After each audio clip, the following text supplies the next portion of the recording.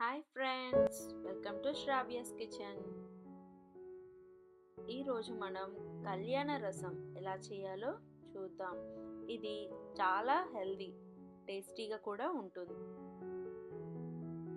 ఇప్పుడు దీనికి కావాల్సిన ఇంగ్రీడియంట్స్ ఏంటో చూసాం కదా. ఇప్పుడు స్టవ్ మీద ఒక గిన్నెని పెట్టుకొని దానిలో 2 టేబుల్ స్పూన్ల నూనెను వేసుకోవాలి. నూనె కొంచెం వేడెక్కిన తర్వాత దానిలో 1/2 టేబుల్ స్పూన్ ఆవాలు, 1/2 టేబుల్ స్పూన్ పసుపును వేసి అవి కొంచెం వేగిన తర్వాత ఒక 4 ఎండుమిరపకాయలను వేసి వాటిని కొంచెం వేగనివ్వాలి. అవి వేగిన తర్వాత దానిలో 1 కప్పు టమాటీ ముక్కలను వేసి బాగా కలుపుకొని దానిలో 1.5 టేబుల్ స్పూన్ ఉప్పును వేసి కలుపుకొని దానిపై ఒక మూతను పెట్టి ఒక 5 నిమిషాల పాటు ఉడికించుకుంటే టమాటా పళ్ళు బాగా ఉడికిపోతాయి. ఇప్పుడు దానిపై మూతను తీసి కొంచెం కలుపుకొని ముందుగా ఉడికించి పెట్టుకున్న 1 కప్పు కందిపప్పుని వేసుకోవాలి. దాన్ని కొంచెం కలిపి 1 కప్పు వాటర్ని వేయాలి.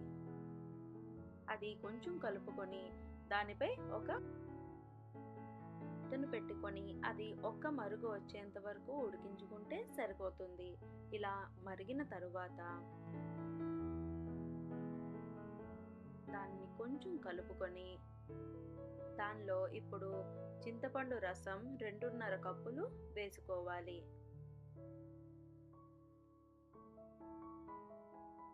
ఇప్పుడు దానిపై మూతను పెట్టి ఇంకొక 6 నిమిషాల పాటు ఉడికించుకోవాలి. అంటే మనకి ఇంకో 2 మరుగులు వచ్చేంత వరకు ఉడికించుకుంటే సరిపోతుంది.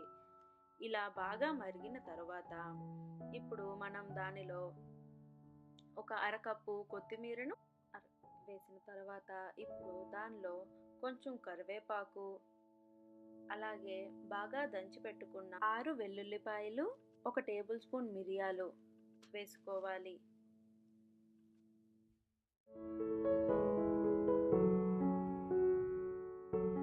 దాన్ని కొంచెం కలుపుకొని ఇప్పుడు దానిపై ఒక మూతను పెట్టి ఒక 5 నిమిషాలు ఉడికించుకుంటే సరిపోతుంది. ఇప్పుడు స్టవ్ ఆఫ్ చేసి వేడివేడి అన్నంతో సర్వ్ చేసుకుంటే చాలా టేస్టీగా ఉంటుంది. అంతే, ఎంతో టేస్టీగా ఉండే కళ్యాణ రసం ready. Thanks for watching. Please like, share, comment and subscribe to our YouTube channel and also follow us on Facebook.